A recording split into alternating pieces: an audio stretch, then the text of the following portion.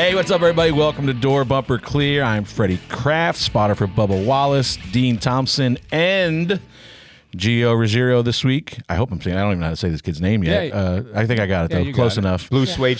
What is blue suede suit? What the hell? As soon as, obviously, Tricon Racing, part of Toyota family there, so I'm going over there to try to help those guys out. They want to make a change this week, so I am back truck racing. I'm off the fucking truck plan for the rest of the year.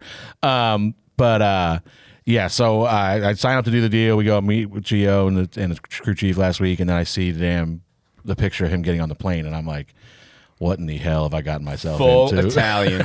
Full Italian. Good morning, Full Thomas. Guido, man. Loved it. The shorts, the suede blues. The shoes. Oh, yeah. I don't have that. I don't have that in my repertoire. But what's up, Tommy? How are you today? I'm doing good, man. How's your phone? I don't see it. I seemed to misplace it last night. I have no idea. Wait, you completely lost your phone? Yeah, I don't. It'll come back by.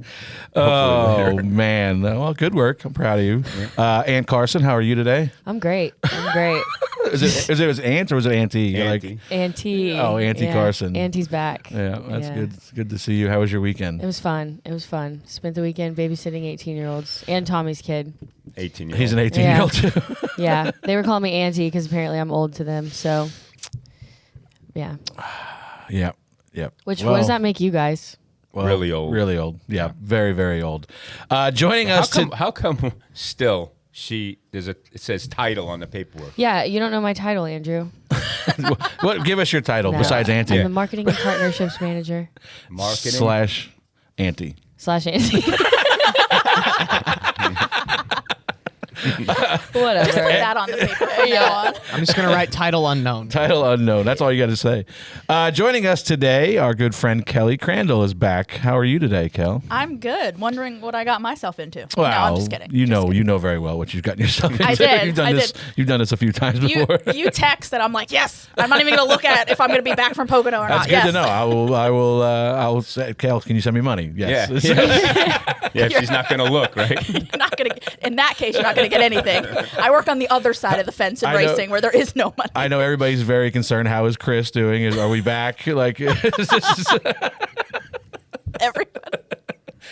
the enormity of Twitter is very concerned about Chris's well-being. This has made my last 24 hours or 48 whenever he tweeted it. So listen, maybe he did get sick in Mexico. I don't know, but he had been home from Mexico for quite a while, and I am suspicious. I think it was some bad chicken that he got food from. No, he's the cook, not me. I'm just Tommy, trying to thankfully. just make sure I'm safe of future things with you. I know my lanes, and I stay in them, and that is not one of my lanes. Not one of them? Okay. I stay out of the kitchen. So, no, I suspect he suspects it was food poisoning, but social media is convinced that it's just another notch in the they know negative better. attention Well, from They know Mexico. better. So I will say there is plenty of notches in the Mexico sick belt this week. I'm not disputing that. Some folks had a good experience. Some folks, of course, had a bad experience. But again, we suspect it was more likely bad chicken that he had. So that's what we're going with. But Twitter is very concerned. Twitter, I've never seen somebody so many people so concerned with Chris's well-being. Yes. I didn't know he had that much family out there. It's pretty insane. I am proud of every crew member in the garage because they worked their tail off not being sick all week until they got to the track on Friday. And I think they ran out. Did they run out of IV bags? I heard they ran out of IV bags. I heard they didn't run out. They had to restock. Yeah. And then they had to restock antibiotics. I heard there was a revolving door in the care center this week, and I seen Brad. I can't pull the tweet up, Andrew, but actually I think I can. But I know Brad had tweeted something. That he said, observation from driver intros, most all of the drivers are still sick and dehydrated from last week. I've never seen so many sick drivers before the start of a race. And it's just, you can do all a lot, I don't know. I don't want to blame the drivers. I don't want to blame Mexico. It's just, you get a bad case of something, and that's it. You know, it's a not stomach everybody's bug. got a solid stomach like you, Freddie. Well, buddy, if they just drank enough tequila, that tequila wipes everything out. Next year, everybody just go find Alfredo upstairs at the Regency Hyatt or whatever it is, and he'll take care of you. He must have had the elixir that took care of all things. Anyway, what's up with you, Kel? How's things? What's the journalist life going like these days? Good. I mean, besides, Twitter telling me what's going on in my own life. No, I'm good. Just busy as always, right? But Yep. enjoying it. So this is what I've wanted to do with my life. So now I'm living it. And then there's some days where I question, can everybody just leave me alone? And can I go sit in a hole somewhere? But no, it's good. Just busy. Didn't make it to Pocono because of, taking care of Chris, but I should have been there. But we've got a lot of races now coming up. I'm excited to get back on the road for. Excellent. Thomas, how was your day yesterday? It was good. I mean, stayed out of trouble. 5th race in a row on the lead lap, making gains. He's just, again, it's learning. I mean, yesterday was a tough race. I mean, we're not going to sit here and pad anything, really. It's probably from the view up top, it was probably the toughest passing race I witnessed all year long. I mean, the restarts, once it fanned out, it was so hard to pass. I mean, you could see the 11 car trying, the last 15 laps, everything he possibly could to work the air a little bit differently. There was a lot of times he even lost a lot of car lengths at one point just because he was trying so hard on different things of trying to try to catch the nose, a little bit cleaner to get a better run off of, especially off of one. But yeah, really hard to pass. The 12 car had all kinds of problems, right? Still finished 3rd, but they did it on strategy too. I didn't see many cars passing many cars. Yeah. So it was a hard day. Yeah, and to your point, for us, I think they've changed. They made to your point a drinking word on this show, I think, because I say it all the time. So go ahead and drink. But to your point, we started in the back because we had a starter issue in qualifying, similar to 12, and we couldn't go anywhere. We passed 4 or 5 guys maybe, but we were running 30th when at the end of the first stage or 29th or something like that. You just couldn't. Like you said, you just couldn't pass. It was really tough. Then you get the close. What do we always talk about on here is, the closer you get to the front, your car starts driving a little better. So we ended up getting to we were about 20th, and it was getting a little better. As you see, like a little light at the end of the tunnel, and then obviously we, blow another brake rotor up and pound the fence, and our day's over. Bubba, now I'm proud of him because we only have one more turn to hit really hard there. If we've smashed the wall in 1 as hard as you could hit it, we've hit the wall in 2 now as hard as you can hit it. If we just knock out 3 maybe next year, we've covered every angle of the triangle. But it's not a fun feeling when your guy's going out of backstretch down Long Pond and you hear, oh. Before he even gets to the corner, and I was like, "Oh no, not again!" Yeah, I mean, Pocono's always been like that. This isn't new, right? I mean, it's an easy, and you can, if you're studying the times, from 1st to 30th, it's over a second in lap time difference if you were leading or if you were running 30th. It's over a second. It's probably, I think it's like 1.4 seconds. Yeah. Like if you just. Tyler Reddick was a perfect example yesterday at the end. They were running 29th, and they pitted, put 4 tires on, and my guess is they were hoping for a caution, right? So other guys would pit, and they would jump that group because they weren't going to pass Well, they were anybody. lapped down, but they were going for the point. Yeah. Or were they going? I wasn't sure if they were lapped down. They were lapped down. Oh, okay. Still, yeah. Yeah, they were going for the point. But anyway, they put him right out front of the 19, and he just drove away from him, and he couldn't do anything where it was. So. Yeah, it's just Pocono's always had that history of fanning out and just the car is just dying. I mean, the only probably in the late '90s, early '90s when there was no aerodynamics, much aerodynamics in the cars, and the tires were like, I think we were running really really soft tires back then because of no aerodynamics, but still, Pocono's hard, man. It's a difficult track. Yeah, for sure. And Kelly, I know how was it watching at home, because I know, like, for me and Tommy in person, it was a bit of a snoozer. But I mean, there's a little bit of drama at the end. But yeah, no, it was a race. That's the best way to put it, right? And I agree with Tommy.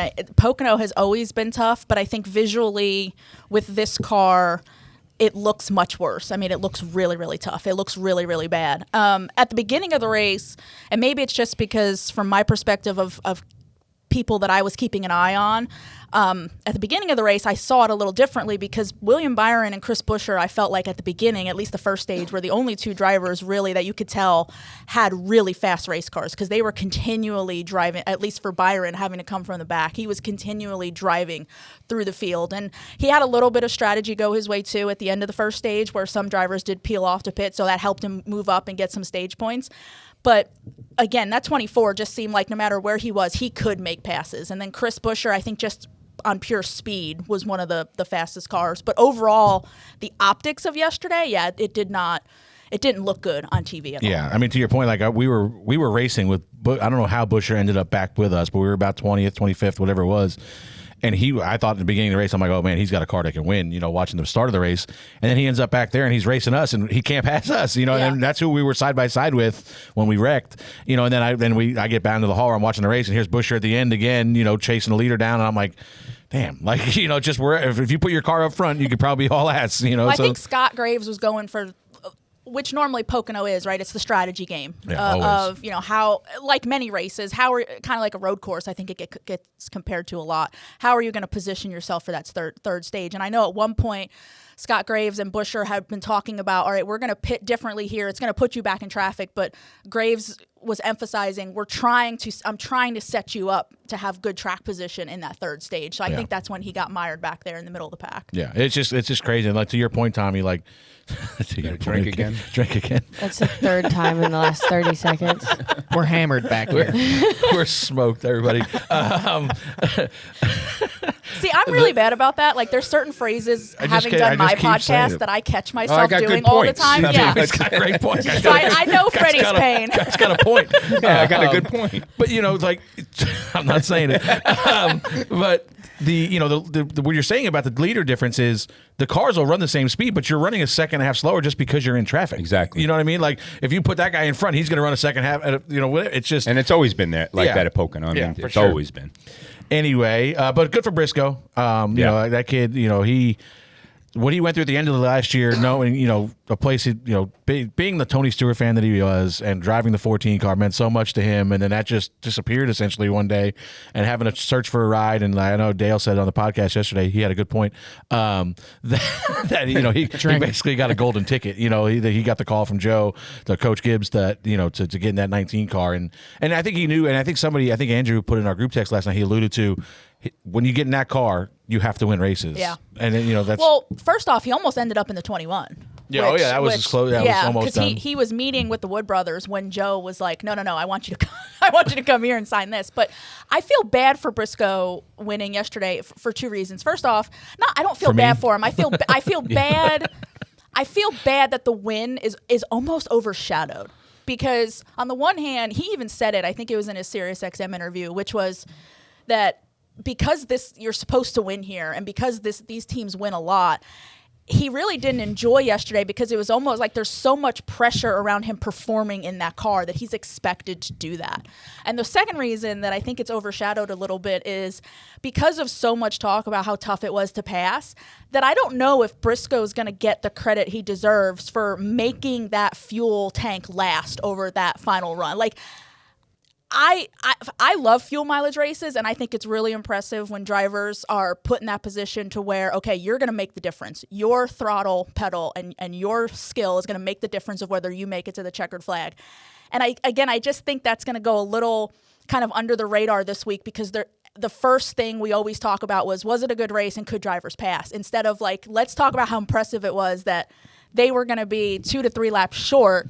And not only does he make it, but he can still do a burnout and get to victory lane. Absolutely. And not a lot of people, not sure if they panned on this, but during the cautions, obviously all the drivers shut off and coast.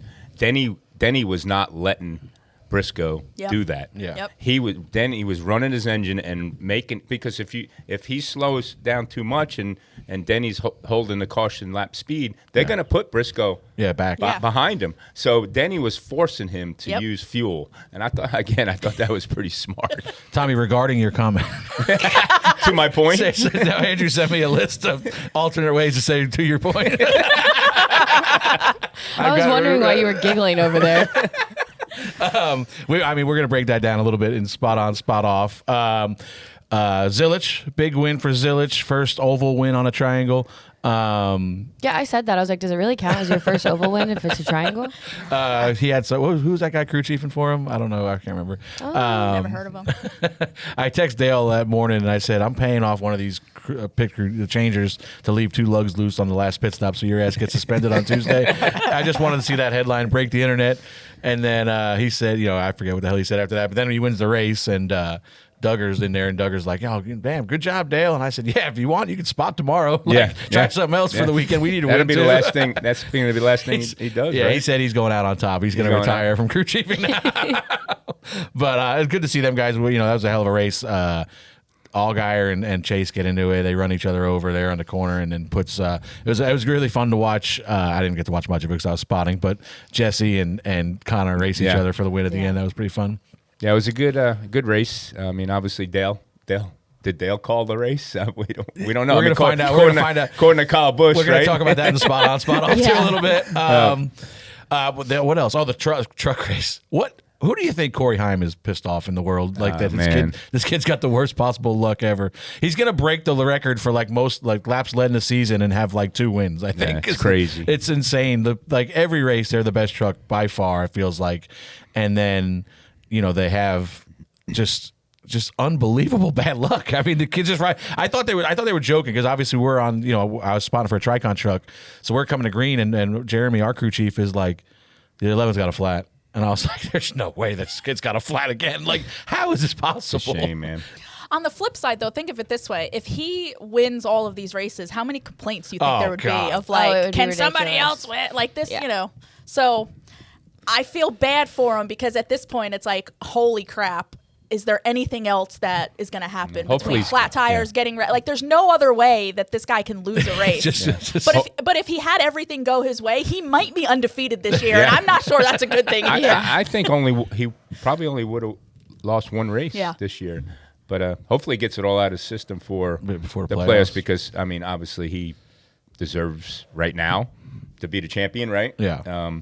They just got to get that bad luck. The big thing that came out of this race was that last restart when Corey got the flat, it seemed to go a little haywire, like nobody knew what the hell was going on. Yeah.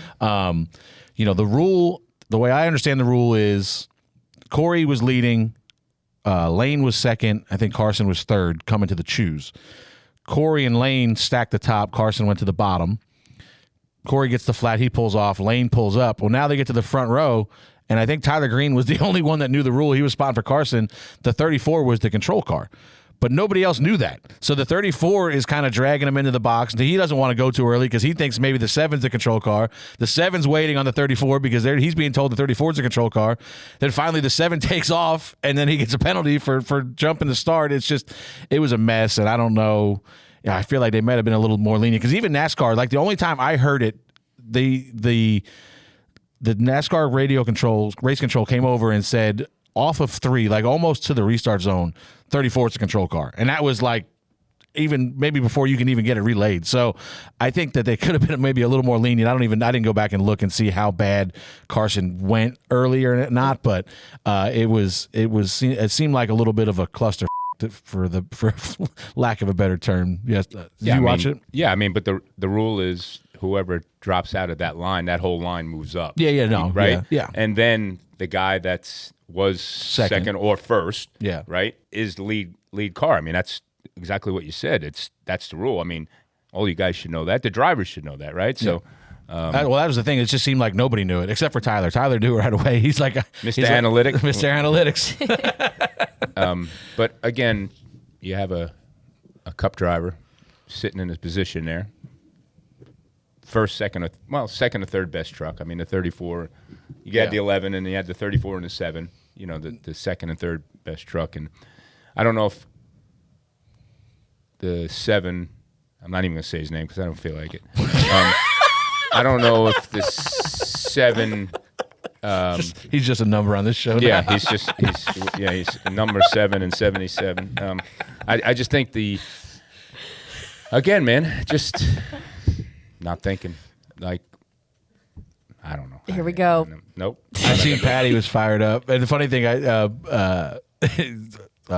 Tyler was telling me afterwards, or the next day, really, he said, Patty was on the radio just melting down the series. This this whatever. Patty is always melting down the series. I was gonna say that doesn't surprise me at all. He is on the chip from the minute he walks in on the series to the minute he leaves.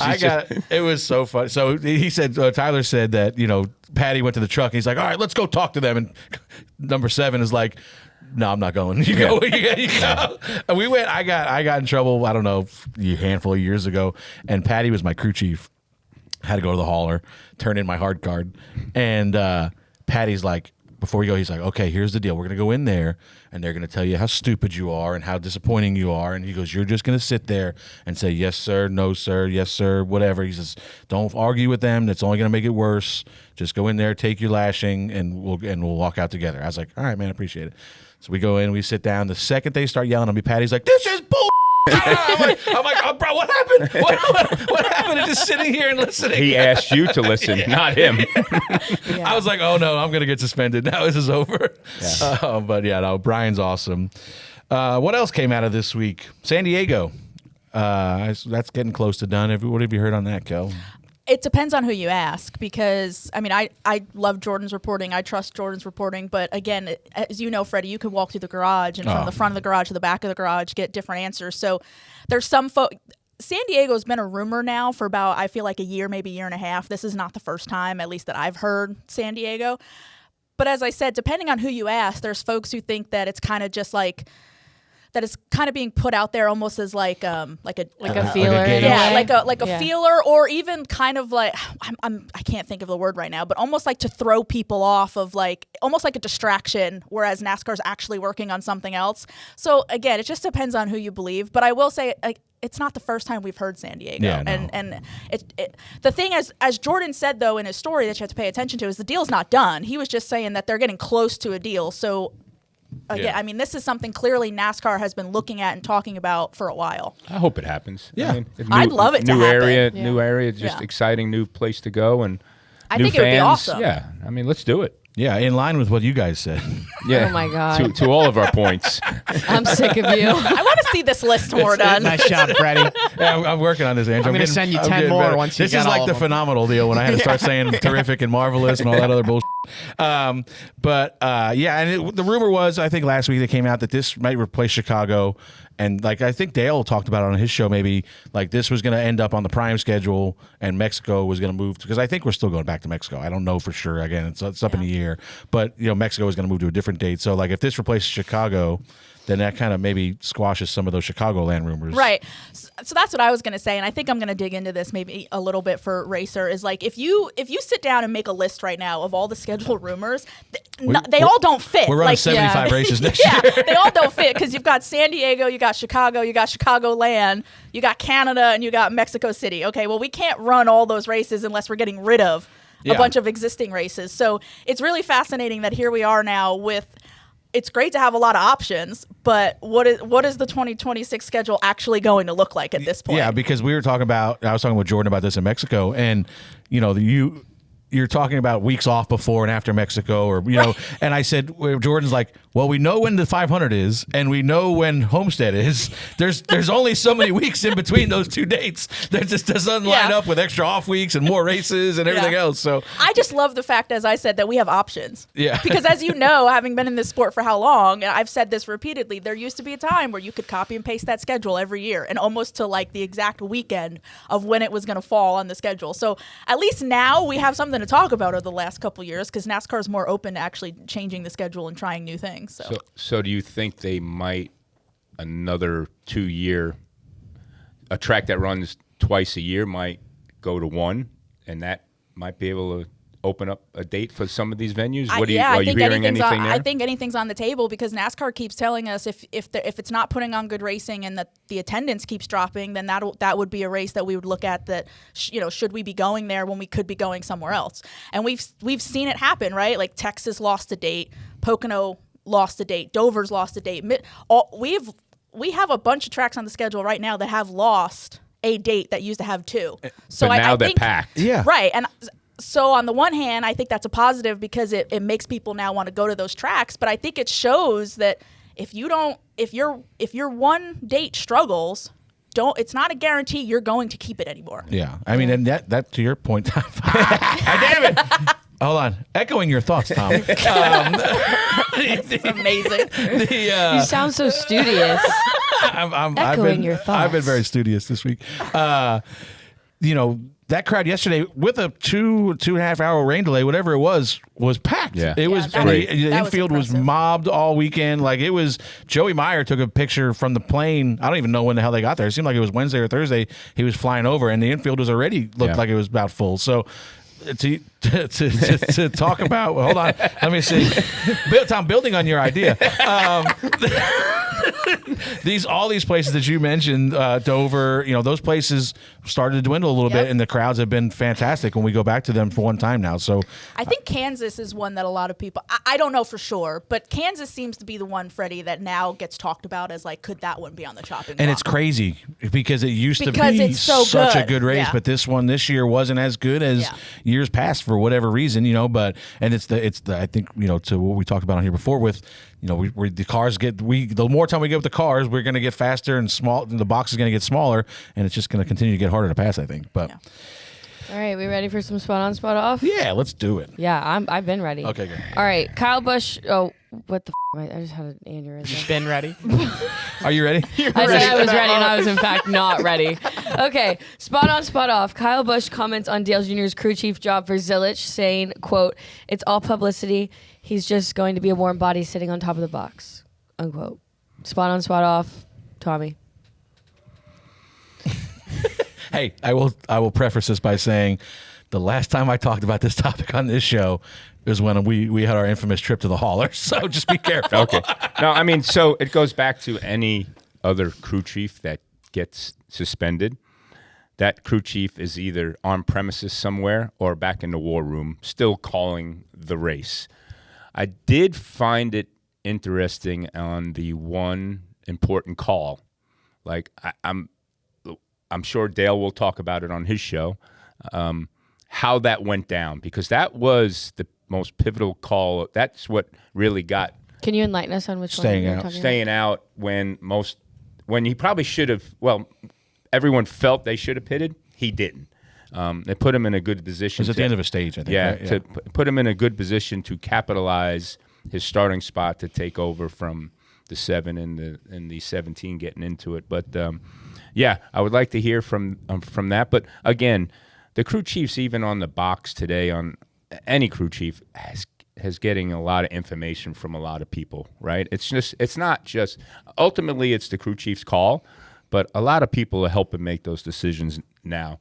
I'm glad Dale's seen the pressure and everything that goes into that. I think the best part he said on the show yesterday, he said, I don't know why Steve Letarte quit doing this because of the adrenaline and everything that goes into it. So I mean, it's a hard job. I mean, it's a hard job to make these decisions and get yourself through the weekend and capitalize on the things you need to capitalize on. And did he do it? I don't know. I feel like, Kelly, Dale strikes me as the kind of guy that, a lot of times you see crew chief gets suspended, engineer gets promoted, and then the crew chief basically calls the race. I don't think it's going to be. I think Dale's going to want to have his opinion heard a little bit more than the first engineer there. And you heard Dale on the radio talking to Connor, and you don't know how much of that is also coming from Marty, because I don't know if Marty was there or if he was in the war room back in the shop. But Dale doesn't strike me as a guy that's just going to sit there and do everything Marty says. Well, that's the part that I really loved, is because throughout the weekend, obviously this drew so much attention. It was well documented by everybody in Pocono of basically, every minute of Dale Jr. being in that garage or being on that pit box. But that's what I loved about it, is how in he really was, of being there when the garage was open, going through inspection, and then from on top of the pit box of, as you said, we don't know how involved he was, but Dale's not a guy that's just going to show up and sit there. He's not just going to be a face, right? So I loved just how involved and how seriously he took it. Now, as for what Kyle said, he's not wrong. I think we're all well educated enough, even the race fans, that understand, to Kyle's point, when crew chiefs get suspended, it really means nothing. They are not physically there, but they are.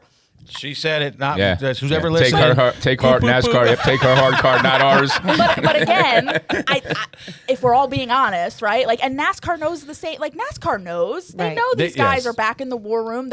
They still have some form of communication. So what Kyle said is not wrong. But what I loved, as I said, was just how involved and how seriously Dale took it. I thought that was cool. Yeah, and he still should get fined because he was out of uniform all weekend. Was he? Yeah, he was not in the sponsor's uniform at all. He was just wearing his.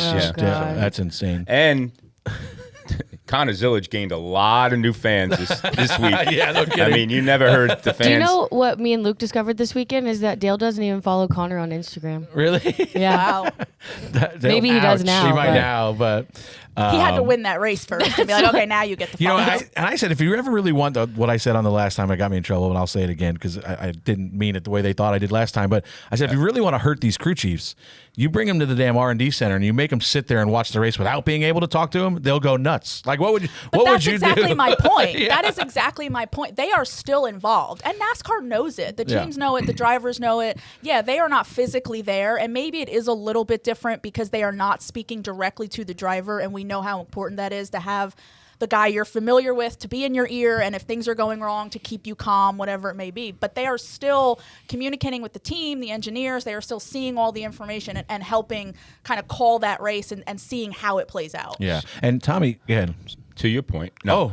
No. You want the list? Yeah. Well, he doesn't have a phone to look at it on. So. Look, at the end of the day, the race was won at the shop during the week because that car unloaded fast. It was second or third fastest in practice. It was one of the best ones in average speed on long runs. So it made everybody's job easier to call, to do the race, to call the race, to do everything what it needed to be done at the track because of all the prep work back here at the shop. So kudos to the team. Kudos to Marty to prep the car, getting it prepared for Dale, right? Because it still was his job, right? It still was Marty's job to do all that, to get the car to that point, to make everybody's life easier. Yeah, even Dale's rolling on the front tire was spot on. I mean, he did a good job. I mean, look, he went to pit practice. That's a pressure situation, right? I mean, he went to pit practice. He did pit practice, so he was involved. So I mean, good for him, man. And then, Tom, in response to your observation earlier about the teamwork, I got to see it firsthand yesterday because unfortunately I was out of the race.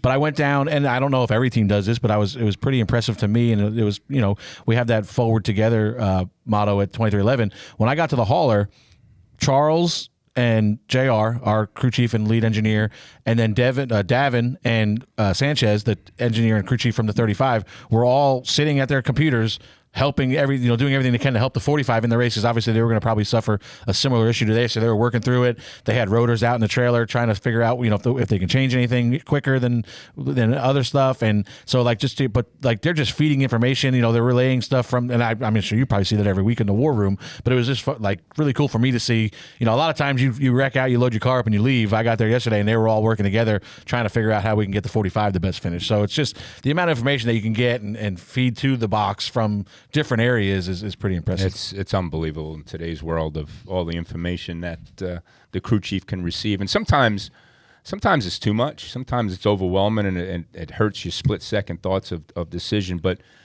I think what's going on now is these decisions are being made so much earlier in the run, right? To make those decisions, to get to the point to make that decision. Mm-hmm. I know that sounds weird, but from when the green flag drops on the restart, they're already thinking about the next stop. I mean, they're already planning on what's going to happen, where they are, the situation they're going to be in, who they think's going to pit, who's not going to pit. Two tires, 4 tires, where they are in fuel, how many seconds they're going to do. I mean, that's going through the war room. The whole process is going through that war room. Why that run is going on to get to the crew chief's ears, right? To start processing that information, and they're ready. Well, not only that, Tommy, on the pit box, the screens and the different information that crew chiefs now have in the pit box is absolutely incredible. I spent the spring Darlington race last year. I spent the entire race on the pit box shadowing Chris Gabehart because I'd never sat in the pit box, and I wanted to see it from the perspective of a crew chief. So I was on their main headset, so I could hear, I was able to hear even the war room, how that all played out, how they were talking. But even seeing the information Gabehart had, there were times where he would communicate things to Denny, and he would say to Denny, "You're going to hit this traffic, or you're going to hit this driver by this lap." and it was spot damn on, and yeah. it was so impressive. So as you were saying, like not only in the war room, but even on the pit boxes now, the amount of information and the different screens and the different resources crew chiefs and the engineers have, it is so incredible, and it's completely. Even from when you were a crew chief, it has evolved so much over the years. It's Tommy crazy. had one of those tablets where you just slide the things over. What is that? The Chinese like arithmetic? What is it called? Like I thought it was a chisel and I've told Tommy a lot of stopwatches I in told Tom's Tommy day. because we're both on the Hall of Fame voting panel, and I told Tommy at the Hall of Fame how much I enjoy having him and listening to him on this show. But I also said that one of my best memories of Tommy is starting the fight on pit He road. didn't And fight. I did not. It wasn't He a didn't. fight. Yes, right. You misunderstood, Kel. He tripped. I know. He tripped. Nobody should have put that stack of tires there. It was the tires' fault. Damn Lord. tires. Tires and tow trucks are the bane of Tommy's existence. Yeah, it's just A trip on, trouble I finds tripped- him. It's not his fault, Exactly. guys. I don't- tries to stay out of trouble, but trouble just finds him. It's never Tommy's Next. fault. To everybody's point, All right, moving on. Spot on, spot off. Pit strategy and timely cautions put Chase Briscoe in position to win the race. Freddie. Spot on. The one call they made that was really, really good was the 71 blew a rotor, and they pitted anticipating a caution, and that, I think, was what put them in position to win the race, honestly. You know, they got track position from that. They restarted behind, I think it was like the 77 guy, whatever his name is, and Stenhouse and them, and he was able to, with a little fresher tire, get to the lead, and then he was in control of the race from that point forward. But that was a gutsy call, and I don't know why the hell it took so long to throw that yellow, because it should have came out. Like, the rotor bands were a bit of an issue for a lot of teams. For the You saw- people who were running for them. the people that had them on, I Yeah, guess. yeah. The 71 seemed like he lost one on the racetrack, and I watched it. I'm in the hauler watching it. It's laying on the front stretch. They're showing it on television. I'm assuming it was live on television. Couple of guys, one guy, Blaney, just missed it. Reddick hit it, and it's just laying there. It's a big piece of metal on the middle of the racetrack.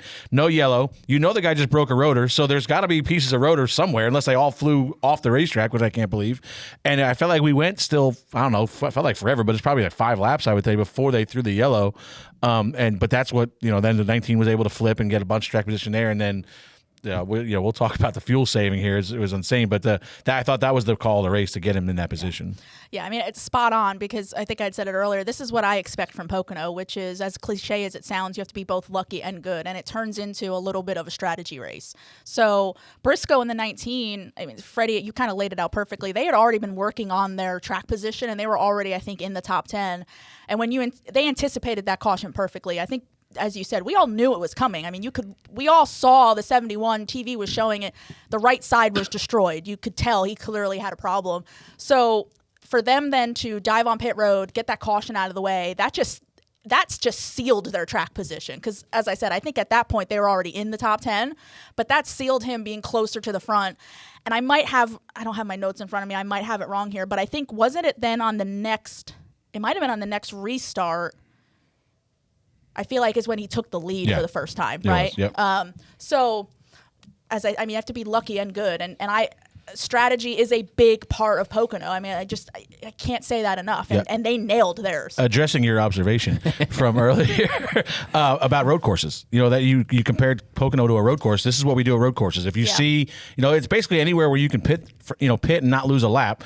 If you see a caution getting ready to come out, you dive down pit road, because, Tommy, that's going to be what you're going to have your pit stop done. Now, everybody, if you can beat everybody to pit road and get your pit stop done, and the yellow comes out, now they all have to pit, and they're going to be behind you. yeah, I mean, to your what? You want the list? Yeah, no. No, I mean, it's just one of those races. It always has been. It's an oval road course of thought process. But, yeah, I mean, I thought probably 5 or 6 teams did a really good job. Like I said earlier, as much trouble as the 12 car was in all day with, a pit road penalty, and I think they did 2 tires once, and it kind of hurt. I think it hurt them a little bit, and to rebound and back to third place was good for them. And the 6 car, I don't know, it seemed like That was the one I was going to mention. Like, when you talk about strategy, because when the 6, during one of their pit road fumbles, I think it was after the one where he pitted where it was closed. Brad came over the radio and said, heads down, let's just run our race. There's a good chance this could come back to us. And I know when I tweeted that quote, and there were fans who were like, oh, there's no chance, they just ruined it. And I'm like, don't be so sure, because this is a strategy race. If they can play it right and they can now maybe run alternate to what other people are doing, they can get themselves back in the top 10, and that's exactly what they did. Well, they did on speed at the end, but they had a chance to end up top 3 on that last restart. Well, yeah, then came the second problem. Yeah. They should have pitted when a lot of those guys. Again, you never know who was telling those crew chiefs what they seen on the track with the debris and stuff. Like, it could have been like, we watch a lot of in-car camera stuff. You can see a lot of stuff from the in-car camera in the war room of stuff that's going on the track. There could have been possibly from the 19 war room said, hey, man, we see debris on the track. It was on TV. Right, right. I mean, again, that's where all the information comes from. And it's just, the 6 has been, RFK as a group lately have been really, really good. I think all 3 of them finished in the top 10 again yesterday, with Priest finishing 8th, and the 17 was 4th, I think, and the 6 was 10th. But the 6 just can't complete a race. But once they do, they're going to win, right? And Brad's capable of winning. The team's capable of winning. And I think towards the end, getting ready for the playoffs, they are going to knock somebody out. Yeah. And you talk about the good for the 19, you got to talk about the bad at the same time, because I knew it was an instant red flag. You never want to be the guy that has the fastest pit stop when we're waiting on fuel. Yeah. and Letarte, they come out of the pits. He nailed it right away. And Letarte's like, great pit stop for the 19 bunch, but it was an 11-second stop compared to everybody's 13-second stop, and I was like, that's probably not good. And then you watch the replay of his pit stop, and it was obvious he was supposed to wait on fuel, and he pretty much went when the jack dropped. And the second he left the box, James loses his mind, and he's like, because he knows at that point. Yeah. And to what James said when he left the box at that point, with the amount of fuel they put in, he felt like they were 9 laps short. If it went green. If it went green. If it went green, they were going to be 9 laps short. Obviously, they caught a caution. That helped. But even after that caution, I'm in our hauler looking at some of the the data that's in front of our guys, and they're like, he's still 3 laps short right now when that run started, and he was just able to do, obviously it was tough to pass, but he was doing such a good job of just lift coasting and not giving up. He was actually going faster at one point than he was before. Sometimes that happens. He's just using less brake and but he did, and then Denny just really couldn't do anything with him. But the fact that he was able to save basically 3 laps of fuel over that last, whatever it was, 15, 20 lap run was really unbelievable. I think the race restarted with 30 to go, I believe. Yeah. So over 30 laps, saving 3. That's a pretty good amount for 2.5 miles to save to be able to make up. But Briscoe needs to buy that gas man dinner tonight because he ran with that car, and then they had to stop him before he got to the line. But he did a really good job of making up. I bet you he got another gallon in it. Probably. Right? As he was running with it, yeah. The gas man, in my eyes, won that race for him. So Briscoe better buy him dinner. And listen, to the the credit of the broadcast, I hadn't really sat down and watched the Prime broadcast. Luckily, I've been racing most of the time. But I thought you were in the burn bar. In the suite? No, I went. They weren't down there. I went down. I was going to go get drunk in the suite and drink away my sorrows, but they weren't down there, so I left. I went to the hauler. But that burn bar that they put on the TV screens, have you seen it at all? It's basically your mile per gallon, and they have the technology to pretty accurately say what they're showing basically. Briscoe is saving a gallon a lap more than he was at like 5.5 and Denny was at like 4.7. So he was just. But I think that's a really cool piece of technology, and unfortunately that's it for Prime, right? They're done. Yeah. So hopefully some of these other networks take a lot of what they put into this. Prime is done, but Stevie's not. Yeah, and I'm a big Steve Letarte fan because he's. Obviously, being a former crew chief, he picks up on a lot of this stuff. I think he adds so much to a broadcast, not only from a strategy standpoint, but in this case, the fuel mileage. Like, he knew, as Freddie said, right away, and he kept hammering it, I think, almost to to get his producer's attention of go back and find that pit stop, because he kept saying, I don't know about that. That was too quick. I hope he got it full. And then sure enough, a couple laps later, they're like, here's the replay. So Prime is done, but Stevie now goes for the rest of the year because he's doing TNT and NBC as yeah. well. So, and again, I'm a big Stevie fan. I think he adds so much to a broadcast. He does just such a good job of painting the bigger picture of the strategy, what these guys are doing now, why they're doing this now. He just does such a good. And I think that's something that Fox is missing. I know Larry does it kind of like they bring Larry in for some from pit stop information or pit strategy information, but Steve being on the broadcast every lap, he's able to paint that picture a little bit better. And I feel like that's why you need to have that crew chief kind of guy in your arsenal of analysts during the race. Moving on, last but not least, a driver who is top 10 in the regular season point standings will miss the playoffs. Spot on, spot off, Tommy. There's a good chance. I mean, obviously the what NASCAR puts out there and what the fan sees, the top 16, right? And you see the winners are ahead of the guys that have not won, right? And in the points. And I think what now is there 5 guys left, 4 guys left? There's 5 guys left. 5 guys left that have not won a race that are in the top 16 in points. But if there was the regular season points, where are those guys now? Yeah, I think that's what that's kind of where the question comes from. It's like because if we have 4 more winners, the 4th winner is going to knock Tyler Reddick out of the playoffs. I think he's currently 7th in points. Yes. So that's where the thing comes from. Like, are you going to have guys that are inside the top 10 in regular season standings not make the playoffs? And I want to say no, because if that's the case, if that happens, that means we're out without winning a race. But Tyler, Tyler's got 6 guys behind him in the standings that won races last year that have not won a race this year. So we've got plenty of wild cards coming up. We got Atlanta this week. We've got Daytona coming up at the end of the regular season. You got 3 road courses, Kelly. Like, you've got a lot of wild cards coming up. It's not very hard to find places for 4 winners. Right. This is deja vu for me to last year, and it's a lot of the same. Me too, unfortunately. That's exactly what I was you. going to say. That's exactly what I was going to say. It's a lot of the same players. Yeah. Kyle Busch, Chris Buescher, Ryan Preece, Bubba Wallace.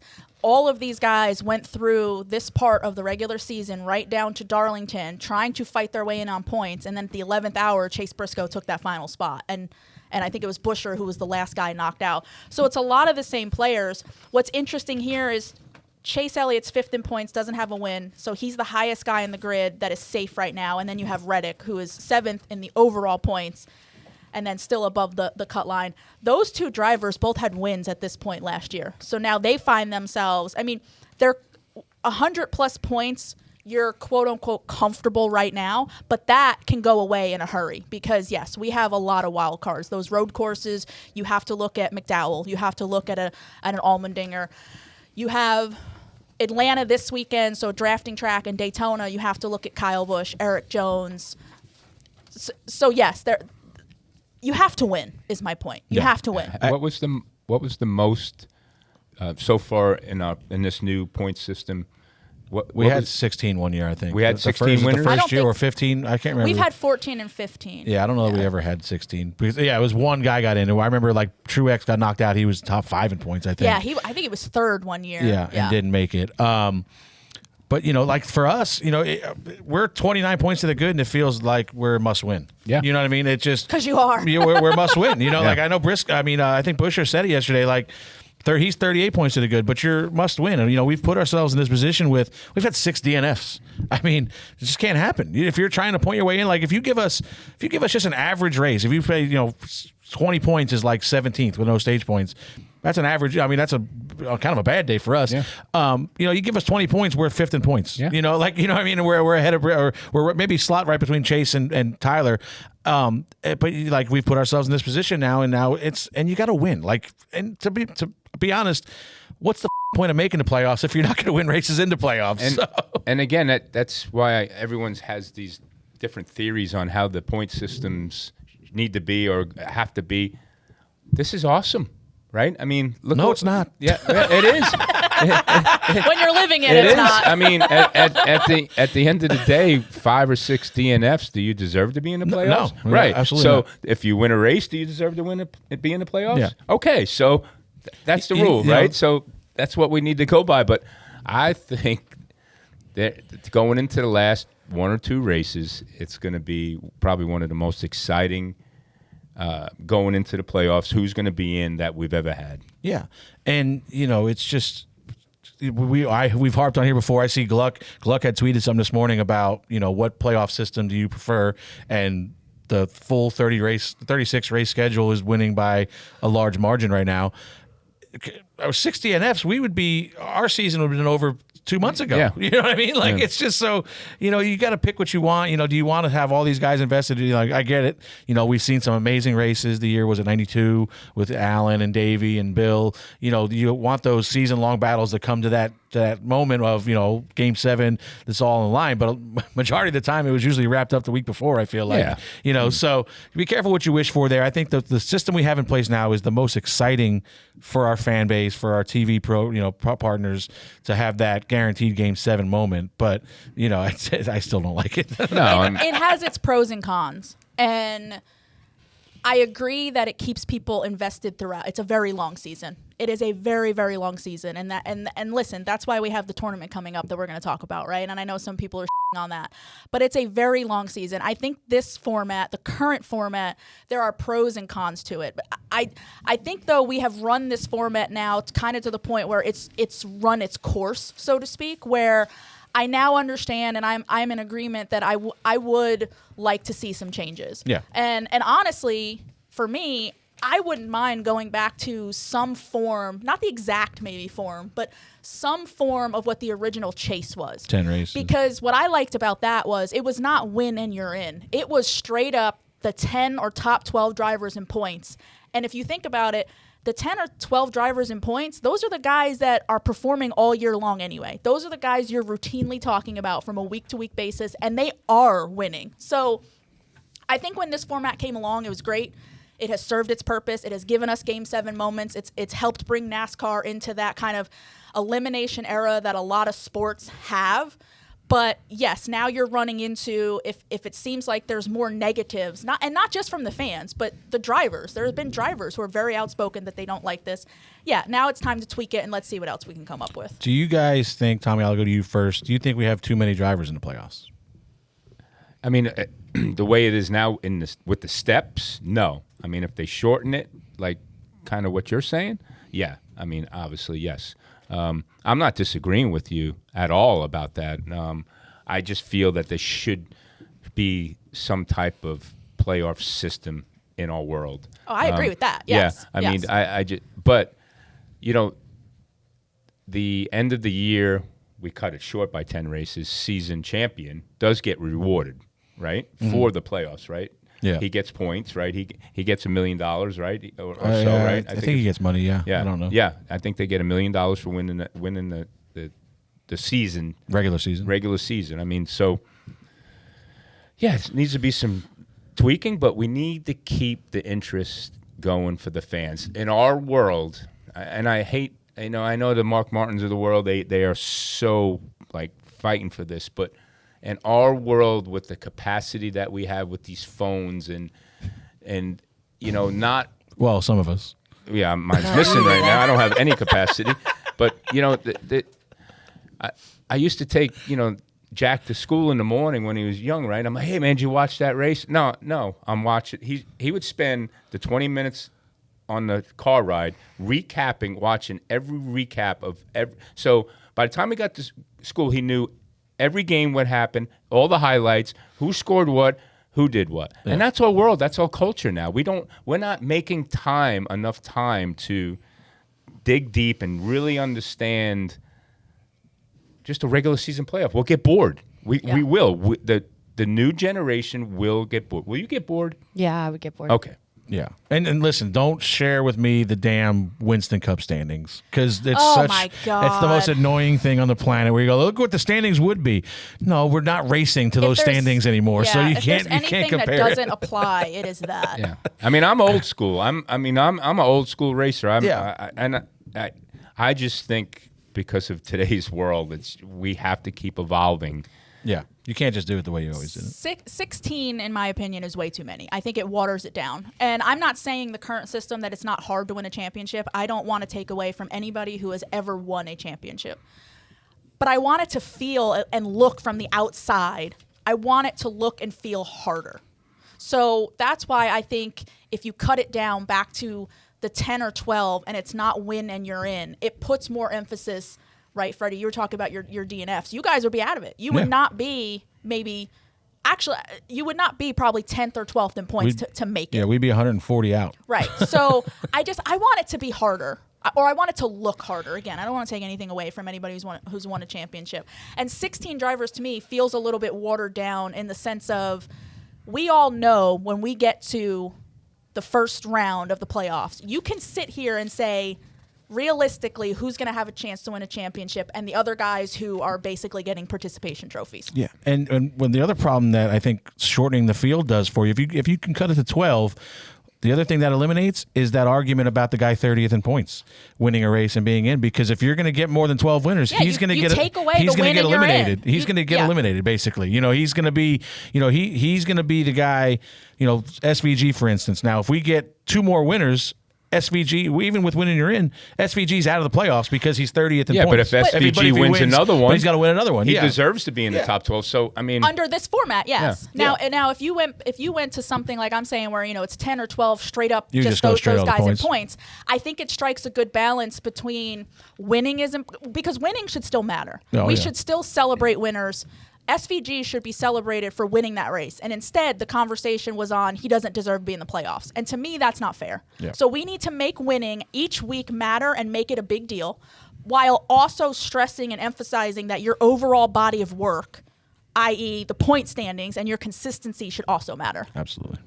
To your point, that's a good point. Hang on, let me get you one. Hold on, let me pick one up. I pulled up my text to TJ to tell him how big of an idiot he was yesterday, but this is a good one. It says, yeah, I agree.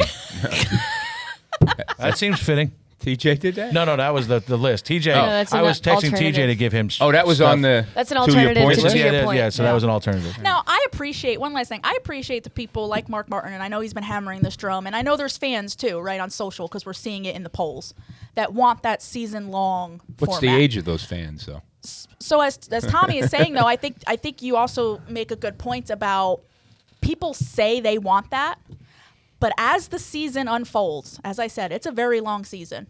You're going to get to June, July, August, September. And I'm sorry, I don't think fans are going to realize they don't want it. Yeah, I agree with you. I think some do, but I don't know if the majority of fans do. So that's where I disagree, saying that the entire fan base wants it. I don't think they do. I think they do on paper until they see it play out. And someone like Kyle Larson, William Byron's won 1 race. He's been leading the points practically all year because the team is they are hammering everybody right now in top 15 and top 10 finishes. Yeah. Indeed. Agreed. Indeed.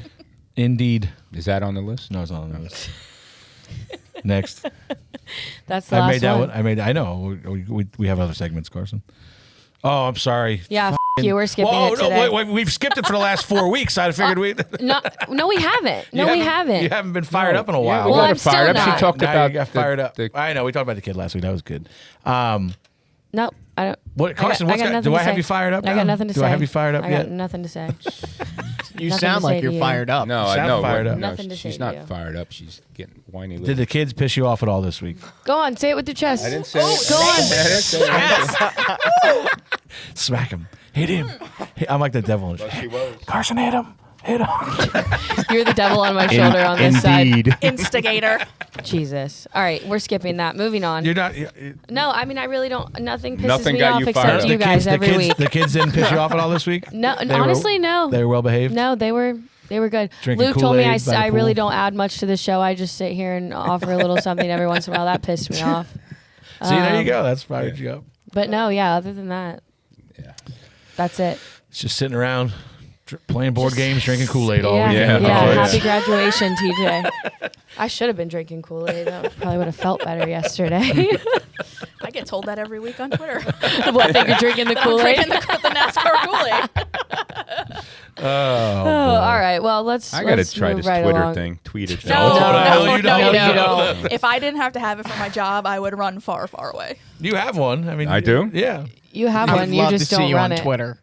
You seen me I would on? love You've it. never seen me on Twitter. No, I would love it though. No, you would get canceled in a heartbeat. Yes. Yeah, see, Tommy on Twitter would be great if he just only posted and didn't read the replies. Well, I feel like it's No, the I replies. would never read replies because I don't care what people that's say. What would, yeah. You know what else would help right now for you to have Twitter is if you had a phone. Yeah. That's a big step. You got to at least get your phone so you can get It'll logged come. into your Twitter. It'll come around. Yeah. It'll show up. It'll just It'll happen. be back by lunchtime. I have a feeling. When's the last time you saw it? About 11:30 last night. I think I left it. Were you on the wine? No. One of my teammates gave me a ride to the shop to pick my truck up, and I think I either left it in his truck or I left it in a bed of mine and it fell out on the street. I don't know. We'll figure it out. Yeah, it'll be fine. Everything's going to be okay. Just get a new phone. It's probably nice not having a phone. All right, let's move on. Speaking of phones, time for Reaction Theater. Oh, unbelievable segue right was there. really That good. was unbelievable. That's why you guys Hall pay of me the Fame big worthy. bucks. See, Luke, she does do around here. That is what she's here for. Yeah, exactly. All right. Well, fans, you guys can call in and voice your opinions from this weekend's race. Andrew says we have some great ones, so I'm excited to hear what we've got today. TJ Majors was smacking his lips so hard, Brad Keselowski didn't know that pit road was closed. Damn. Yeah, I talked to TJ last night. They just f***ed up. I thought Brad's interview. was he on Twitter? Twitter when it was TJ happening? was on Twitter when it's on his phone. I was on a nice perch above all you guys, but the whole spotter stand went. Is it open? Is it open? Yeah. Is it closed? Nobody knew at that point. I'm like, look at the lights. Yeah. It's red. Yeah. TJ said this had nothing to do with it because he heard Hocevar's radio communication afterwards. Hocevar was pretty smart. Now, I don't know if it affected it or not. Who? Wait. The 77 guy. Okay. You just said he was pretty smart. Listen, in this instance, this is rare maybe for him, but he follows Brad down pit road like he's going to follow him down pit road, and right at his last second, he turns off. And to his credit, if he was doing that intentionally, like he said on the radio, that could trick Brad also. Like if you look in your mirror and the guy behind you is coming with you, it's like, all right, yeah, pit road's open, nothing's different here. You know, because a lot of times you're just, like you said, you're anticipating it. You're not even really looking at the light. And, so Carson follows him down there, and then last second, Carson dips out to the right. He might have said that, but there's no way in that kid's capacity of the number 77 thought about that. There's no way. I'm sorry. He might have thought about that after to be a smart ass, but I'm that with- 77 driver did not think of that. I am taking him at his word. Yeah, I'm not. Next caller. Rowdy Nation complaining that Kyle ain't winning, so they ain't getting nothing. It could always be worse. You could be like me, a Chase Briscoe fan, with nobody to whisper sweet nothings in his ear. So Kyle's won 2 legend Yeah, races. what did we decide? 5? If he wins 5, that's equal to a cup race, and all Rowdy fans are clear. They're all clear. Poor Kyle is beating up on all these kids in the. But it's no, he's racing old men. He's got to the race. Masters He's got to division. race the over 40 He class. runs dirt races too, right? So Yeah. Tommy can do the Oh, math we for can do that. some What math, what yeah. what do dirt races What's a micro equal? win? Yeah, he's doing all. He's going all back to. He's got to equal a cup win. He's gotta get one for the cup Rowdy win. fans. Briscoe won, baby. I haven't been that bricked up in a while, and it sucked because I was there. I had to walk around with my hat covering my nuts. Oh my god. Okay, bricked up. Good job. Bricked up for Briscoe. Bricked up. Bricked Tom, up. you want to know what bricked Start a up is? hashtag. Tom, you want to know what bricked Do you up know means? what that means? Is it on Twitter? Context clues. I would tell you could Google it, but I wouldn't recommend it. You don't have a phone, and I wouldn't do it if you Yeah, did. I threw this party and I was absolutely obliterated. I was mixing brown clear and all sorts of beer. And at the end of the night, I was a 700-pound gorilla glued to my upstairs toilet. Let me tell you, if I would have taken a breathalyzer test, I would have had an easier time passing than any of these do in this damn next-gen car. Go car store, baby. Go car store, baby. Was that you? No, sound yeah. That was one of the kids. Kids in Yeah, I Florida. need one of those kids call in. He still sounded drunk, the guy.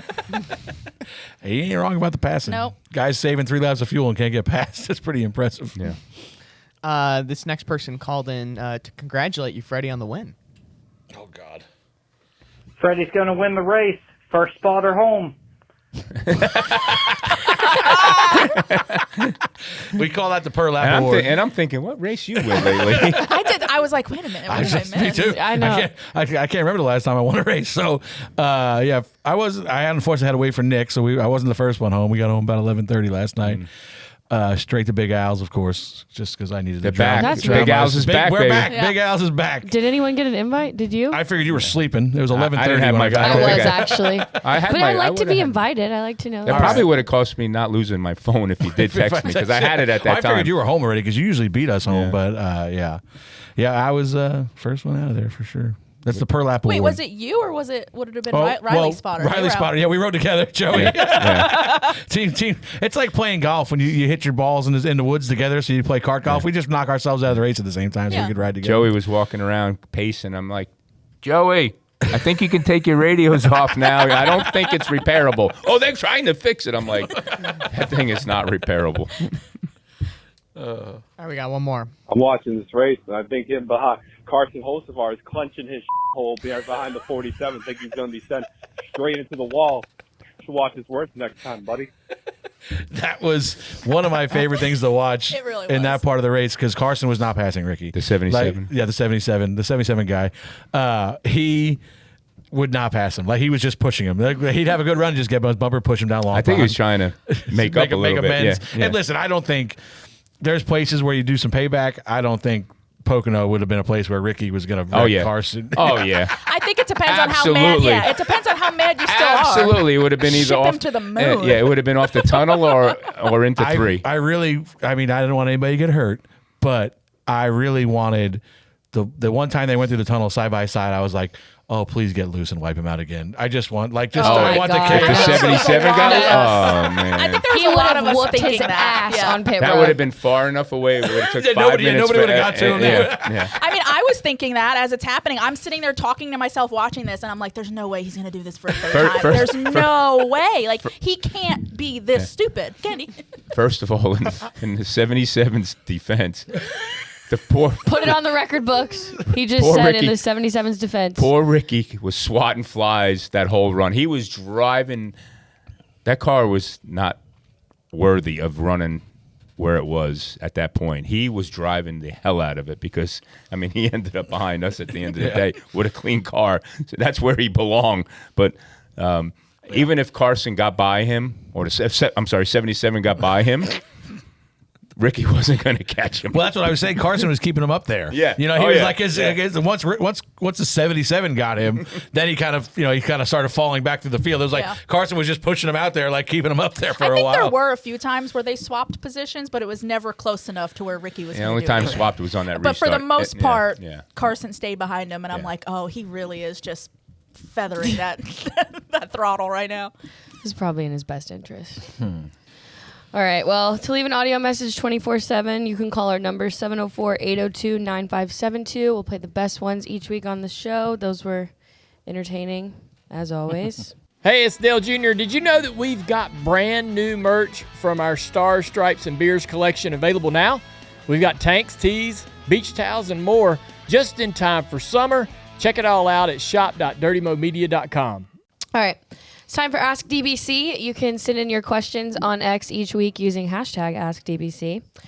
Parker would like to know, how important will tires be at Atlanta this weekend with the warmer summer temperatures? Tommy, I know you love to talk about tires. Yeah, I think it's going to be important. I think we're going to be going with a little bit different thought process on our package. We're going to probably be implementing a little bit more downforce in our cars versus the race earlier in the year. So yeah, the handling is definitely going to be in play for Saturday night. Plus the track has gone through another 4 or 5 months of getting worn in, and now it's going to be really, really hot down there, and you're going to see a lot of slipping and sliding. You're going to see some good racing. I hope so. Yeah. Thank God it's going to be at night. it's still going to be hot. It's still going to be hot. I know, but it'll be at least a little bit more tenable at night. Yeah. That's it? No one else? Yeah, has I think. it? I mean, Okay. we're hoping. I think to Tommy's point, I think it's. Hold on, let me go to my. Hang on a second. Stand by. Let's see what we got here from Andrew. Relating to your statement, Tom, I believe that the tires will matter a little bit more this week. So hopefully we see some good racing. Andrew, you just Tommy also mentioned handling. I think that's important to note because it seems like this track now is starting to age very quick from year to year. Yeah, So, responding to your perspective, I agree with you. Right. Andrew, you need to just take every time he said one of these phrases today and make a little compilation of it. montage. Yeah, I like it. All right, show Hall of Fame. Anybody see any shows this week? Well, I think our old buddy TJ probably has to end up on the list. No, we don't. He is the show nominee. We're gonna vote. We're gonna vote. We're gonna vote. The fans don't even have any say. The one thing that I saw from this weekend, and it wasn't funny. Thank God the guy's okay. I mean, it was funny, but thankfully the driver was okay as far as I know. But that big sports car wreck where the guy blew his windshield out, and then the wiper. Oh yeah. The wiper's still going back and forth, and there's no windshield. I did not see that. Yep. I was like, I'm glad this guy's okay, but that might be one of the funniest things I've ever seen. Oh God. TJ's on the list. Maybe we put TJ on there 4 times. Like we did the all Xfinity race. all four. Chris Wright and TJ are. Chris Wright didn't even do anything wrong. No. Been quiet lately. Yeah. Good for him in that regard. What else happened this weekend? There's had to be more than that. You thought Luke had a show at the end of the truck race. Oh, I was going to kill. So shout out to Luke. Luke did a great job this week. Also, happy birthday, Luke. Isn't Oh, it's today's his birthday today. Yeah. I don't have my phone. Oh Lord. Happy birthday, Luke. Jesus Christ. It screws. Yeah. No, he's not born yet. Technically, He's not born yet. I think What time was he born? Well, maybe he was. You I don't don't even know the remember. day. I mean, You don't know. Well, you know what? What has screwed me up is, to your point, that the races were run every year back in the day at the same time. Yeah. That's what Well, he was just talking about on the way to the airport Sonoma yesterday. Sonoma's always reminds me of Luke's birthday, right? Yeah. So Martinsville was always mine. Pocono was Tommy. So now I am screwed. all right, so happy birthday, Luke. Hold on, let's get the show done, and then we'll talk about Yeah, Luke. sorry. TJ. Yeah. 23-11. And you could put 2311 on rotor? there probably. Yeah, you could put them on there for sure. That was a show. That was probably the worst day in company history. I think our best finish was 32nd. Yeah, that's what somebody was in my mentions about. And like, yeah, there's been some rough days, but when you have all 3, that is the worst in company history. One thing I have to say, I don't know, I didn't look to see if we did it, but I see companies do this sometimes. They put out their big race recap post, and it's if we did it yesterday, like we shouldn't have. You know what I mean? Like, because they always got like a picture of the car where you finished, and like was yesterday's 32nd, 36th, 37th. Like that. It's a good day. If I was 2311, the social media amount, I would have just put They Raw to did, Atlanta. Freddie. They did tweet it. Yeah. They tweeted just a. They needed And it's a picture to. of all the cars, 32, 36, 37. You deserved it. You deserved it. This wasn't a brake rotor failure of the part of the company. It was more of the 2311 company fault. Yeah, it was the 71. It was a cooling issue. Yeah. Not a All right. part issue. So TJ, what else? TJ, 2011. TJ. That wiper, the sports car wreck. I couldn't tell you who the driver was, and maybe TJ again. I don't know. Yeah. Was there any other shows? TJ. No, but there was something else. I feel like happened. Put Allgaier and Chase Elliott. Never mind. Wiping each. What? Did you have some? No, I was gonna say but it might not be better than that. That the Champ Off Road truck in the end of. Oh that yeah, one no, that race. was a good one because they. Yeah. Was that on everybody Flow? Saw it. Was Was it on Flow. Flow. Perfect. It was on Flow. Yeah, so the off-road race, if you didn't watch that, it was the 2 leaders had such a big lead, they wiped each other out twice, I think, right? Where's our guy It was that- all and over still social won. media. Where's Yeah. our Got guy that that's putting it going. on so we can? We lost it. What happened to our guy? We don't have He's any in a better- live he's in a replays better place. anymore. He's in a Yeah, better. better I mean, if guy. we're gonna talk about this stuff, we'll get it. Well, We'll if get you it do back. want to go back and watch it, you can sign up for Flow Sports at flowsports.link/DBC1. All right. Yeah, good. Get your subscription. So, tell them we since sent we- you. Well, I guess you will tell them when you type in DBC. all right, DBC picks last week. Weaver won. Picked Briscoe. What is What's with going these on? The guests? guests are whooping our ass. Kelly, I'm cheering against you. Yeah, respectfully. I told Freddie before we started that of all the things I was anticipating coming into the show all weekend, I have thought about nothing but this pick. This is what I'm most Don't stressed drop the about. ball. That's the opposite of what I do. Unfortunately, I Not wing it every not that. time. I will take Joey Logano. Wow. I don't have left. What have I done? Famous last I name. will take the 21. Oh. Josh Berry. Barry. I am going to go with Stenhouse. You spent all week thinking about this, and So I was gonna take the 21, but since he's off the board, I'll go. You can't because I did. Yeah, so I'll go Keselowski. All right. Good pick. Quickly, let's break down some It doesn't in-season have to be tournament. quickly. You can take your time. Obviously, we've been very critical of how the seeding worked for this in-season tournament. I think William Byron's a perfect example, being the 18 seed as the point leader, how ridiculous this is. But we'll go through it anyway. Well, here's the thing. I think the seeding in the moment, I was like, this is stupid. Just take 1 through 32. But now that we see some of the matchups, I'm like, okay, maybe they knew what they were doing. If you want to go through quick and break it down, I got some stats here from old Daniel Cespedes. Well, I'm just gonna. I've never met this guy, but I'm just using his stats on the show every week. I might have to start paying him. First matchup is Denny Hamlin, Ty Dillon, and listen, Atlanta's a wild card. You know, this is a place where literally anybody could beat anybody. But their head-to-head matchups at Atlanta, Denny is up 5-0. So I mean, Denny did not run very well the last race there, if you remember. Yeah, they qualified really bad, and I thought it was just a qualifying issue. I thought they had an engine issue, but even in the race, he did not run good. So, man, and then it's all about the big one, right? If there's a big one, that changes everything. So, I mean, there's still a chance that Ty Dillon. Yeah. No, that's what I said. This wild card race. There's 2 ways you could approach this. You can just look at the matchups and go by logically who you know or think is going to perform better, or you can toss all of that out and say, well, it's Atlanta and it's a drafting track, so yeah. Who knows? Yeah. All right, so I would say, Hamlin's got to be the favorite there, right? Yeah. That's maybe the route we go take is just which one of these guys would be the favorite in the matchup. So the next matchup, the winner of the Hamlin-Dillon would take on the winner of Busch and Keselowski. I almost think he got to favor Keselowski. Kyle's also been very good at They both have to win. Right. I mean, right? What do you mean? No, they just have to beat each other. I know, but they both have to win to get in the playoffs. Yeah. I mean, that is going to be a tough one. I mean, in a what have you done for me lately world, I think you give the nod to Keselowski. Yeah, I think Busch. You think? And Kyle's been really good. We talked about when he was here. He's been much better at these drafting style races. Yeah. I mean, he almost won.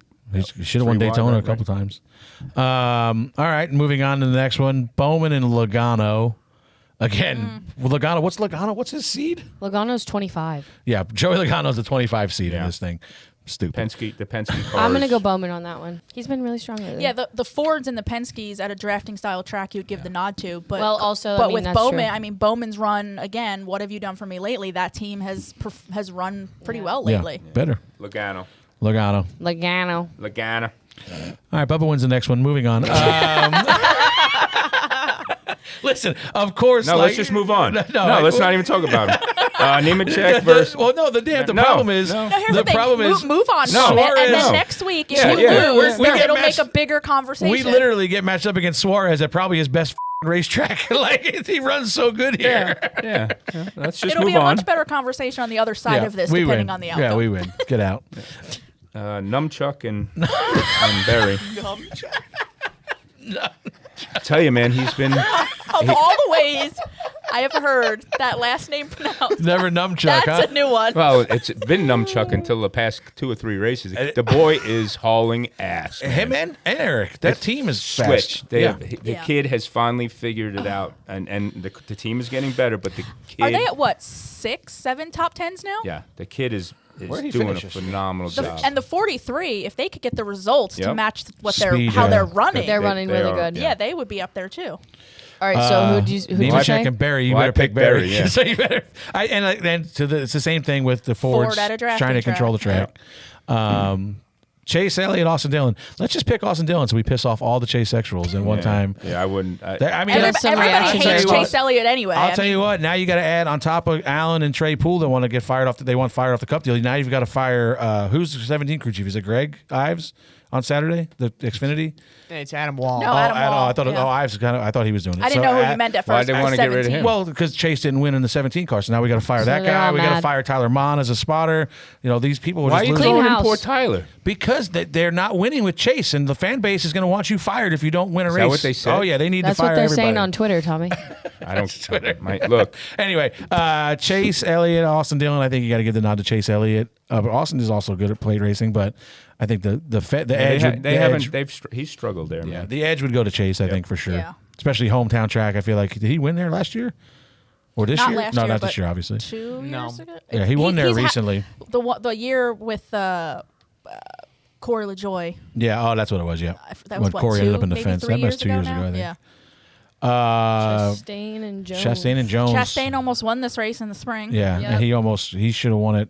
I think He's almost won a Daytona Chastain's race really a couple times. he's too good at blocking. Yeah. You got to go with Chastain. Chastain, Bell, and Stenhouse. I'm Team Stenhouse. Bell That's did who win I in the picked. spring. This is the battle of new spotters. It's Phil Pot versus Cuz. I think you gotta. I mean, Bell's been really fast here. He's Defending been winner. really fast Yeah. on drafting. He won the last race. Right? Yeah. He won Yeah. Atlanta in the spring a week after being in contention to win the 500 and got wrecked in the last couple laps there. Yeah. Yeah. So Um, maybe he's figuring it out. Just me personally. I feel like he's gonna be snake bit, cheering though, for lately. Ricky Stenhouse. yeah. But yes, lately, And Carson Hocevar better stay the away from him. Who? All right. Well, you want Carson? You want to go? We'll go Stenhouse for you on that one, Carson. Well, that can be my own personal. Why opinion. does she have all the power? Why? Because you picked the rest of them. Oh. I mean, Bell has Yeah. not had the Bell best would be the last favorite, the last couple obviously. weeks, but Bell Are we is the supposed to be favorite. helping the fans bet here, or are we just We're saying blabbering? who Just the favorite offering is. a We're Like, just who the giving fr- our opinions. I said the Bell would be Well, the let's give favorite. okay. Yeah, Bell but would- then you said Yeah, let's well, go with we're Carson. joking around. It's a What? fucking joke, Just- Tom. Well, the you fans ever heard don't of a know joke? that. You remember those? No. Remember I know you're 87 years old now. And your days have gone by. Happy birthday, Luke. Vaudeville. Maybe I should bring back that. Remember the silent movies you used to watch? Hey, I grew up with 3 channels. and walk to school uphill in the snow every I day. Both did. ways. Yeah. My mom used to pack me up in Oh, that winter crowd. clothes, out the door. Groucho Marx used to be Tommy's favorite. All Anyway, right. Briscoe and Gregson. Ooh, that's a tough one. That's Actually. Briscoe. That ain't tough. All right. Just because you said Briscoe, I'm going to pick Noah Gregson. Yeah, Briscoe would definitely clearly be the favorite there, I think. Yeah. Priest and Byron, again, this one. This is probably the I feel like could the be a Priest will be toss-up. good at toss-up Atlanta. match. This is kind of similar to the Busch-Keselowski matchup, I feel like, where it really could go either way. I think you probably have to give the slight edge to Byron just on consistency, but Ryan's been really fast lately too. Yeah. So, and the Fords, again, you have to account for the fact that they're going to be controlling Yeah. the race more than likely. The theme for me is always with drafting tracks. I always start with the Fords. Yeah. Now they don't You always have end to. up in victory lane, but they are going to do a very good job of dominating and running up Usually, front. if they don't end up in victory lane, it's because they wrecked each other. Right, but they do it from being up front and controlling the race. Yeah, they usually wreck each other trying to get to the checker flag first. Blaney in the 77. You know what I love about this Blaney matchup next. is how these two were also mad at each other at the end of the spring Atlanta Yeah, race. Yep. Host, And now the they get 77 matched guy up. spun him out, right? Yes. Like, yes, yeah. Yeah, that's Blaney, I think. What you got next, Carson? Larson and Reddick. Kyle Larson. Here's a battle of guys that neither one's really got a great. I mean, I know if Tyler you look won. at it, is there any Who just any makes of it to these the that finish? just say this guy's definitely going to win? I Besides mean, like maybe Danny, the first one. Danny was That's probably the it. one that's like the most favorite, I would That's say. what makes it fun, Tommy. I know that's why these guys that thought about this they weren't so dumb after all. No, I just don't like it. Yeah. What we got here? So I don't even know who you would give the. Larson. You think Probably so? Yeah. Just based on favorites. It would just be based off the standings, really. I mean, because it's toss up, really. This is legit, like just a toss up. Yeah. Reddick's team has been so inconsistent this year. Really good one weekend, you think they got it together, and then the next weekend, it's like, where are they? Yeah. Well, I agree. McDowell and Allmendinger. McDowell. Yeah, I agree. I think. I don't know. I mean, AJ, actually, I shouldn't even say that. See, that fast. there you go. I think about it. Yeah. You know, AJ's been good He at does good at Daytona, the- yeah. Talladega. But you could say the same for McDowell. Yeah. Oh, yeah. It's, I don't know. I- I would say McDowell would be the slight edge, just car speed wise. I'd say 11 versus 22 seed if the gambling world was like plus If you wanted plus a, yeah, if you, 250. yeah, on who you think it would be? Yeah, well, I'd say if it was, you would make Allmendinger probably the underdog, but that would be the one you would bet on. Right. You know, that would Yeah. be the That's what time I'm you saying. take a That's- chance. Yeah. exactly. You know, that would be the one you're like, all right, this guy Yeah. can easily beat him. Then and like that's the Reddick Larson one. That's almost one where you'd see like even money on the betting. You know, like where you'd be like it's minus 100 each or whatever it is. But yeah, you could see for sure that would be one where you might take the risk on a underdog. Gibbs and Haley. Can we just not pick one? I mean, again, that's a Ty even. Gibbs. Yeah, but Justin's good there, man. Yeah, I would go Haley just because I have more faith in him on drafting tracks. I agree. He's pretty intelligent when it comes Yeah. to those style of races. Well, I don't know that we ever want to call Justin intelligent. I mean, Racing IQ, oh, racing IQ, on okay. drafting All right, tracks. I got you. I understand now. I love Justin, by the way. Zane Smith and Austin Cindric. got to be Cindric. Cindric. Yeah. That's all day one long. Cindric is probably if he's not Cindric could win this race outright. yeah, Yeah. if he's not the best plate racer right now, he's Yeah. in the top 3, I would say. Doug does a good. Hamlin called Cindric, I think, after the Daytona Yeah. 500. He said he is the best plate racer And- drafting. Yeah, and I think a lot of it style has to do racer with right the now. guys up top. I think I'm not again. Don't say it. I mean, Freddie, you're okay. You're just okay. listen, Yeah, like yeah. the we talk about preparations, but for spotter preparations, what you do leading up to the weekend. These are the most important ones for us, and it's more about anticipation, because I talked about this a lot on different shows. I think I talked about it with you on your show.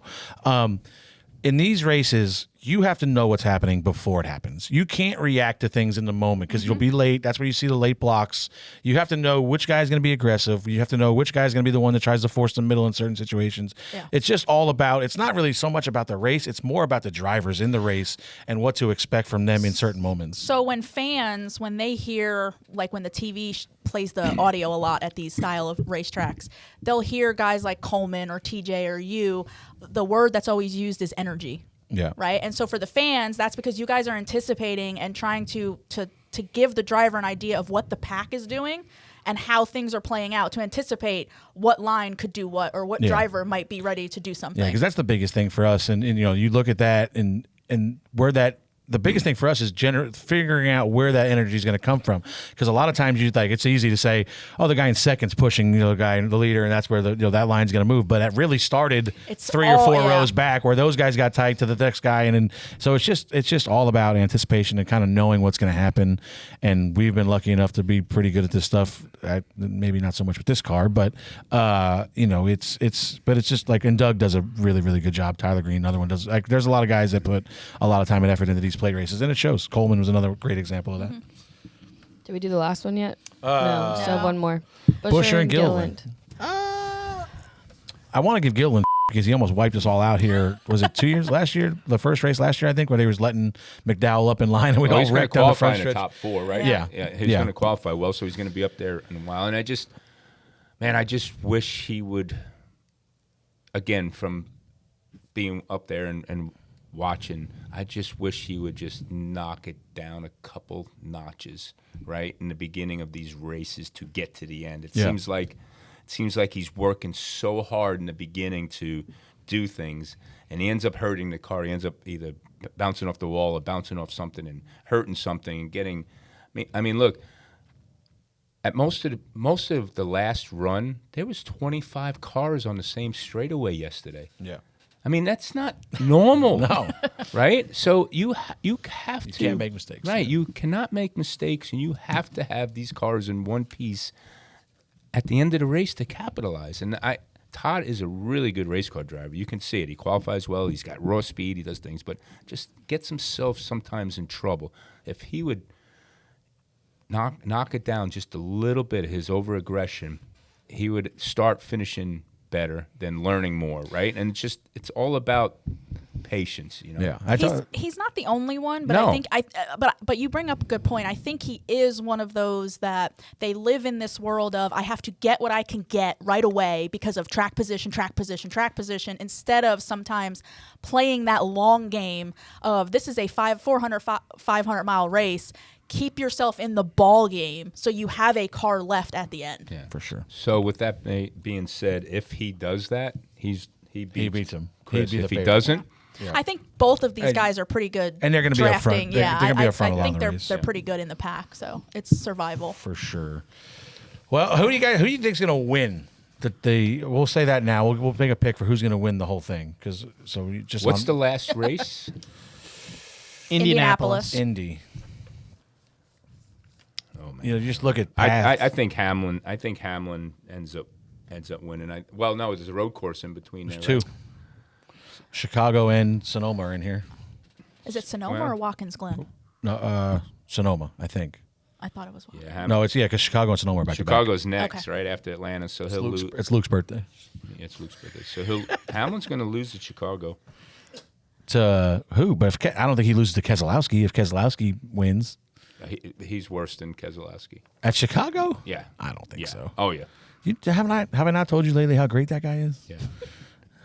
Sorry. He unfortunately Unfortunately, that he didn't mind missing Mexico. No. I mean, he didn't even have a show, did he? Did he even have? That's how much he didn't mind missing Mexico. I'm gonna say Joey Logano.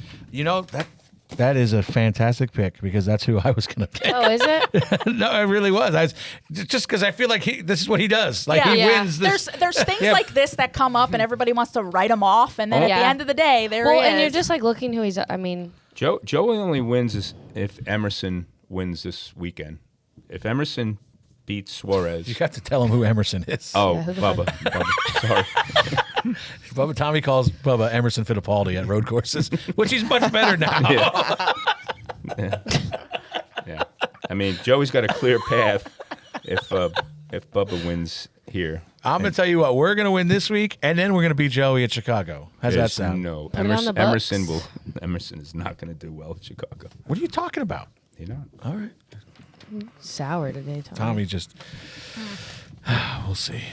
Just looking at how the bracket is laid out and looking at both sides of the ladder, if things continue to go as they've been going, again, if you think logically instead of all the things that could happen over the next 5 weeks, I like the side of the bracket that Byron is on. Yeah. Because I think he has a pretty good shot based on how that team runs, right? They're leading the points, so they're consistent. If you just play it by that game, I think Byron on that side of the bracket can go at least get to the final round. Yeah. Now Blaney beats him in round 3 if it gets there. So but that's that's Blaney's a got matchup that I would look at. The easiest bracket is the last one there, the bottom right. Why, how come we don't have different names? of the bracket? Bottom right though. Yeah, the bottom pink right. one. Yeah, that is the weakest. Like Blaney's in Blaney Byron though is the one that I would watch. Blaney, well, Yeah. that side that four that you got group Blaney, right there, Blaney Larson. and Hocevar. If he beats them, well, good news. You get to take on Larson or Reddick at Yeah. Chicago. Yeah. But that's what I mean though. That side of the bracket, if Byron gets past Priest and then either Briscoe or Gregson, which again you think he would, then you look at the next part of it, which is Blaney, Hocevar, Larson, Reddick. All of those potential matchups are pretty interesting to watch. That's going to be the toughest one, and the other one's going to be. That's what do they call it in soccer? Like the group of death. That's the group of death over there. Yep. That'll be interesting. Yeah. Actually, It'll be fun For to as watch. much as it was shit on, I'm actually kind of excited Well, to I see just it don't play like out. I just wish they did it by points, but that's fine. Well, yeah, no, Where that's would fine. you be? We'd be having the same conversations. Oh, okay. But To your point. Anyway, regarding your decision or whatever the hell, I lost my list. Hey, little James won Saturday. That was right? on my list. Yeah, James. It was like I know this has probably happened to you pretty often, but I felt really old this weekend, Friday and Saturday night, because I got to watch Landon Solomito, Sean Solomito's son, win Friday in Seekonk, Saturday at Riverhead. I don't even know how old he is Bandolero, now. right? Bandolero racing. Sean, somebody I spotted for. The Solomito family, really in general, I've spotted for all of them.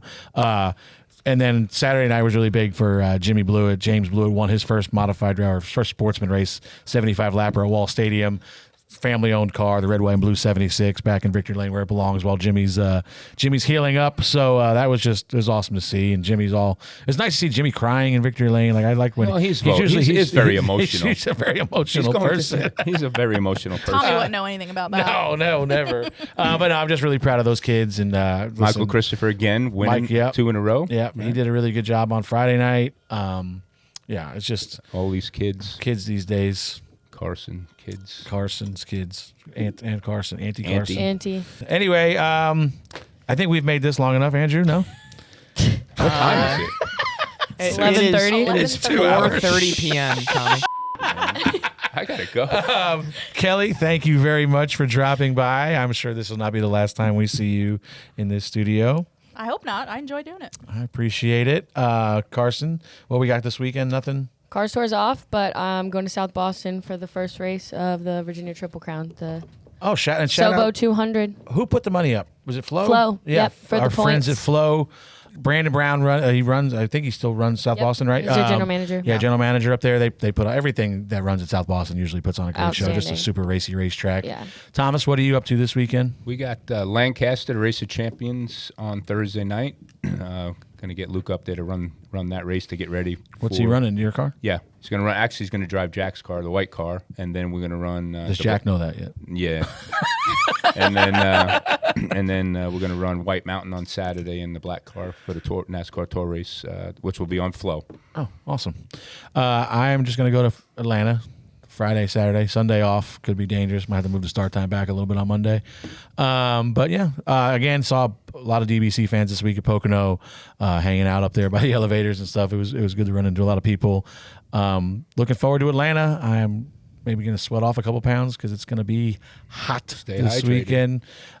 You got just one car this weekend? No Corey? No, Corey's driving. Corey's back this the week. old one, yep. So that'd be good for you guys. Corey's, and that's a place where you mentioned it earlier. Hold on, let me get one more in there before we leave. Let's see. Aligning with your position on earlier, Corey runs really well I've at loved Atlanta. this so much. So we're looking forward to it. We'll see everybody out in Atlanta. Stay cool, stay hydrated before we get there. That does not include beer. That's not going to help. But It's got water in it. Yeah, some. Coors Light. You got to drink Coors Light. Thank Rocky you. Mountain water. Thank you guys for listening. We'll be back next week. See ya. Peace out.